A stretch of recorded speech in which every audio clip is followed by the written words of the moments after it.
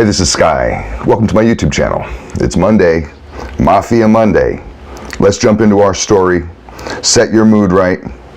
We're gonna go through all 3 books that I wrote. We're starting with the first novel, California Gangsters. We're going scene by scene.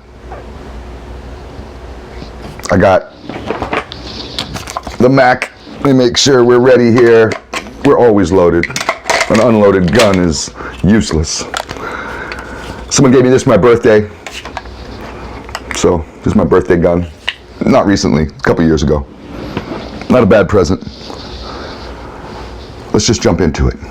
Our main character, Simon Castro, is hanging out with his new buddy, Mika Bonaro, important character in our story. We had just started chapter 7. This is a short chapter, and I'm going to finish chapter 7 today. So this might be slightly longer of a reading. But sit back and enjoy some mafia stories. Let's jump into it. We jumped in my car and drove up to Sunset Strip. Mika asked if I could stop at a corner store near Crescent Heights Boulevard. I went in with Mika to buy some cigars for myself so I could try rolling a blunt like I've seen the Jamaicans do. As we were paying for our stuff up at the counter, a little Italian man, slightly older than both of us, walked in to the small store. It was not anyone whom I recognized, and I didn't pay him no mind. He asked the young clerk, "Hey Haji, did the lottery numbers come in yet?" Mika was standing next to me in line and suddenly yelled out, "You fucking rat bastard, son of a bitch. You're a dead man." The man looked at Mika in shock and turned to run out of the store as fast as he could to escape any harm. With my long arms, I was able to grab the little guy as he made a break for the door. He squirmed like a squirrel and yelled at me, let me go, you fucking gorilla." I laughed at the insult, having no idea what was going on. Mika saw that I had that fucker in my clutches and he wasn't going anywhere. Mika pulled out his pistol from his waistband under his shirt and pointed it at the little Italian man's head. I took a step to the side, making sure to be out of the line of fire, not knowing what sort of shot Mika was. The little Italian man pleaded for his life. "Can't you cut me a break again? Come on, I'm just trying to get a lotto ticket." Mika looked over at me with bloodshot, angry eyes. I gave him a nod and said, "Don't look at me, handle your business." Mika said to the Italian man, "Si vediamo all'inferno." He pulled the trigger with one loud ringing shot, shooting the little Italian man through the eye socket right in the middle of the store. The sound made me go deaf, and the smell of sulfur from the bullet was overpowering. The little Italian guy dropped to the ground, gurgling on his own blood, the back of his head in pieces. Within seconds, he was dead and lifeless. The clerk was an Arab-looking teenager from some country over in the Middle East. He was standing behind the counter at the cash register, terrified and in complete shock of what he had just witnessed. The kid was frozen like a snowman, not moving a muscle or even blinking an eyelash. Mika then pointed the gun at the kid's head and said, "Give me a lottery ticket." The kid was shaking from head to toe and replied, "What numbers?" Mika said, "Don't fuck with me, kid. Give me the numbers you were going to give him." The clerk punched up a ticket and handed it over to Mika. I laughed and said, "Wouldn't it be funny if that was the winning number?" Mika ignored my comment and looked at the kid for a long 30 seconds, maybe a minute, with the gun pointed right at his forehead. He finally said, "If you rat me out, I'll kill you and your entire family. You understand me?" I looked at Mika like he was crazy. I said, "Just shoot the kid. Let's go." Mika shook his head and replied, "No way, man. I'm not killing a kid. I ain't no monster." The teenage clerk started to cry with large tears rolling down his face. He said in a barely understandable, trembling tone, "I won't tell anybody. Please don't kill me." Frustrated with my new friend, I replied, Mika, you go wait outside. I'm going to handle this from here on out. Mika was surprised at my cold tone and began to wonder if I was going to turn on him. He gave me a nod and promptly walked outside. I was highly annoyed at the entire situation. I took the clerk back to the walk-in cooler. I shoved him in the cooler to the back. He slipped and fell on the hard, cold floor, looking up at me with his innocent, glassy eyes. He was still crying and said, I won't tell nobody, I promise. He started bawling, crying uncontrollably. I hate when people cry like that. It only makes me more annoyed. I walked towards him with a step, letting the cooler door close behind me. It was cold and silent in the freezer with only the sound of the fan blowing. I grabbed the kid by his shirt, picking him up off his feet. The clerk thought I was going to let him go, but I wrapped my hands around his neck, easily choking him out until he had no more life in his body. Then I broke his neck with one shake of his shoulders, and I left him on the floor in the corner behind a stack of Budweiser kegs. I looked around the entire store for any security cameras anywhere. I could not find any. So I grabbed my cigars off the counter and I left. I was still highly annoyed at Mika.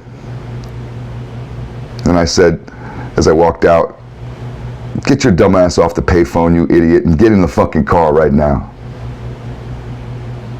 Mika looked up at me and motioned for me to keep quiet by putting his finger over his lips. He held the phone away from his mouth, putting his hand over the receiver, and whispered, hush up, this is my boss, Santino. I gotta check in, it's the rules.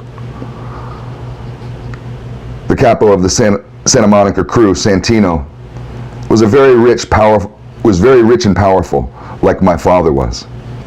He was famously known in Los Angeles as the gambling king of all the beach cities. Santino was also a big-time loan shark with a stake in many legit businesses in the beaches. He was notorious for using guys like Mika to take over people's businesses when they couldn't pay up. A good lesson is to never take out a loan from the mafia unless you're ready to hand over the keys to your store or your company at some point. Mika hung up the phone and said, I had to call that hit in. You know how it works. We have had a green light on that rat bastard for a few months now. It's on site with him. If I had let him go, I'd be in trouble. Did you pay the kid off or something? What happened in there? I laughed and said, I took care of him. He won't be saying anything. Mika and I both jumped in the car and I pulled out of the parking lot, heading up to Sunset Boulevard. Mika said, I'll probably move up in the family for that hit. I should have whacked the kid. I hope he keeps his mouth shut. I tossed Mika my cigars and a small sack of weed that I had in my pocket. I replied, forget about that kid.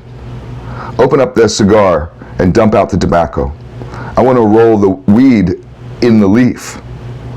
Mika replied with wide eyes, oh, you want to smoke a blunt?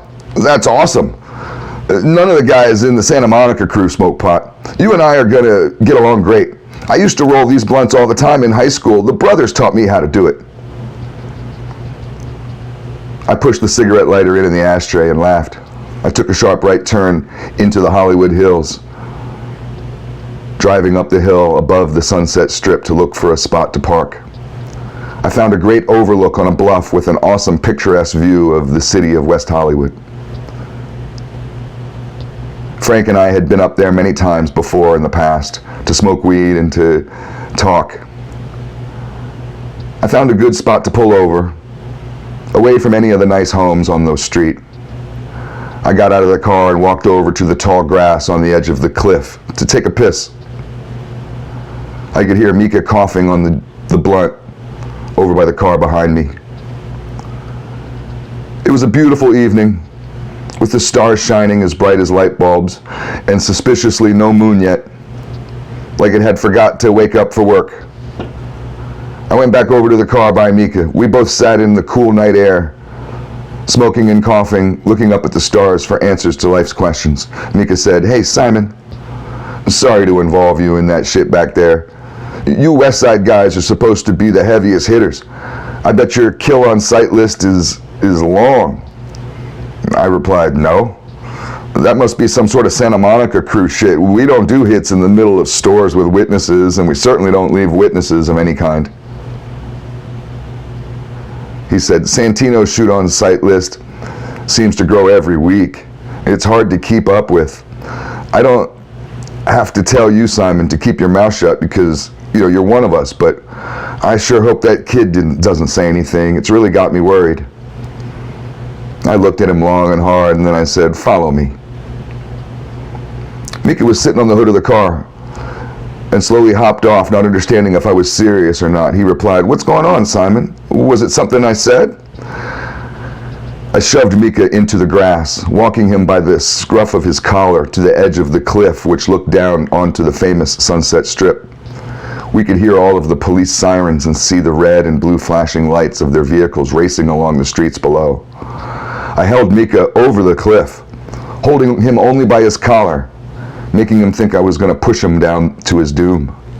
I said, "You see those fucking flashing lights? Look at them." Mika replied, "Please, no.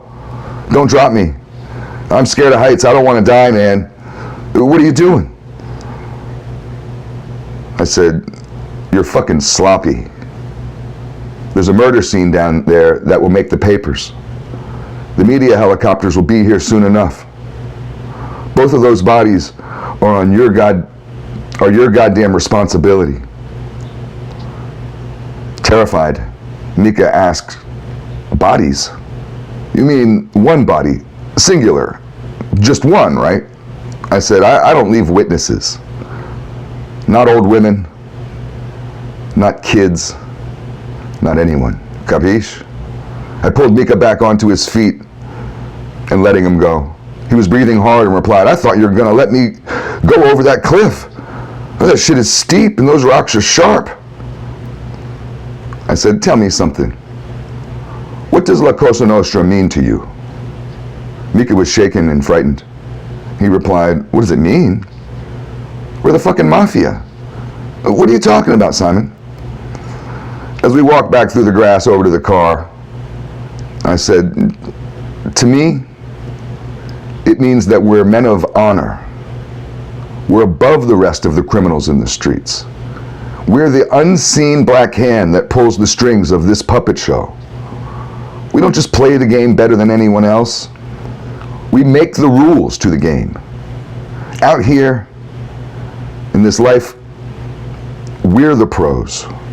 When everyone else are nothing but amateurs in comparison. That's La Cosa Nostra to me." Mika replied, "Wow, that's heavy, man. I mean, yeah, totally. I was going to say that too." I punched him in the arm in a friendly way and said, "Promise me one thing, will you?" Mika replied, "Okay, what is it?" I said, "You begged for your life back there when you thought I would drop you. I want you to be tougher than that." Mika replied, "You're right, Simon. I guess working for Santino has made me a little soft." I said, "Probably, but let's fix that. Hey, here's an idea. Why don't we start our own crew? You can be my underboss." Mika laughed at my suggestion as if it was a joke and then replied, "You can't do that. They won't let you. That's crazy." We got in the car. The radio was playing "Fortunate Son" by Creedence Clearwater Revival. I said to Mika, "You're just being negative. Rewards go to those who take risks in life, and nothing goes to those who say bitch shit like they won't let you. I'm going to tell you something, don't forget it. I'm Simon fucking Castro, and I'll do what I want." So that's the end of chapter 8. Sorry, chapter 7. We'll do chapter 8 next Monday. Thanks for watching.